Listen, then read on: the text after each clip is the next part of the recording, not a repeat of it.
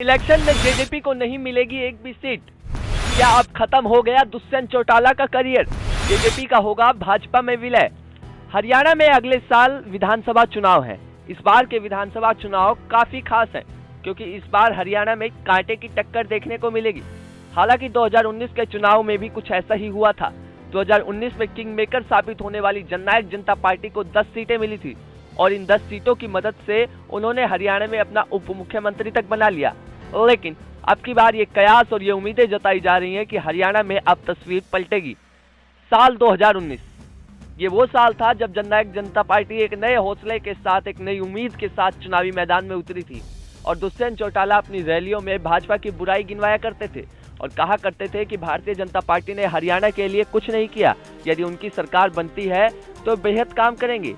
और साथ साथ बुजुर्ग पेंशन को उन्होंने कहा था यदि उनकी सरकार बनती है तो वैसे 5100 करेंगे। लेकिन 4 साल हो चुके हैं, अब तक ऐसा कुछ नहीं हुआ।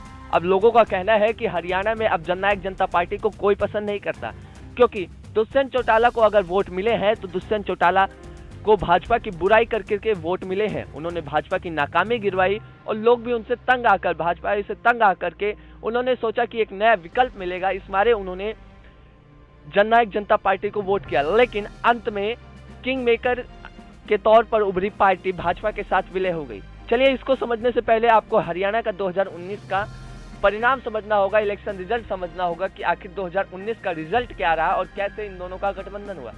साल 2019 में जब नतीजे आए तो नतीजों में भारतीय जनता पार्टी को 40 सीटें मिली, तो वहीं जननायक जनता पार्टी को 10 सीटें मिली और कांग्रेस को 31 सीटें मिली और अन्य के खाते में बाकी सीटें गई। यानी अब पूर्ण बहुमत किसी भी पार्टी के पास नहीं था।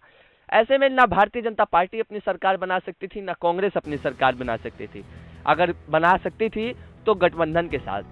अब कांग्रेस और भारतीय जनता पार्टी तो आपस में गठबंधन करने से रही, ये कभी नहीं करेंगी। लेकिन दुष्यंत चौटाला जो भाजपा की बुराई किया करते थे, उन्होंने आखिरकार ये फैसला लिया कि वे भाजपा के साथ गठबंधन करेंगे और हुआ भी कुछ ऐसा ही।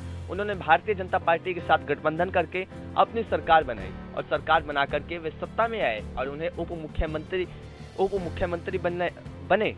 लेकिन अब ये कयास लगाए जा रहे हैं, अब ये उम्मीदें जताई जा रही हैं कि हरियाणा में अब की बार कुछ न कुछ बड़ा उलटफेर होगा क्योंकि दुष्यंत चौटाला बुराई करके भाजपा की नाकामियां गिनवा करके जिस हिसाब से उन्हें सीटें मिली थी, अब कहीं ना कहीं ये उम्मीद जताई जा रही है कि वो सीटें कहीं ना कहीं उनसे जा सकती हैं। आप लोगों को क्या लगता है? क्योंकि जिस हिसाब से दुष्यंत चौटाला ने जो संघर्ष किया था, जो भाजपा की बुराई गिनवा करके जो एक अपना फेस वैल्यू बनाई थी, भाजपा के साथ मिलकर कहीं ना कहीं लोग कह रहे हैं कि उन्होंने वो अपनी फेस वैल्यू खत्म कर दी है। आपको क्या लगता है? कमेंट बॉक्स में अपनी राय जरूर दें।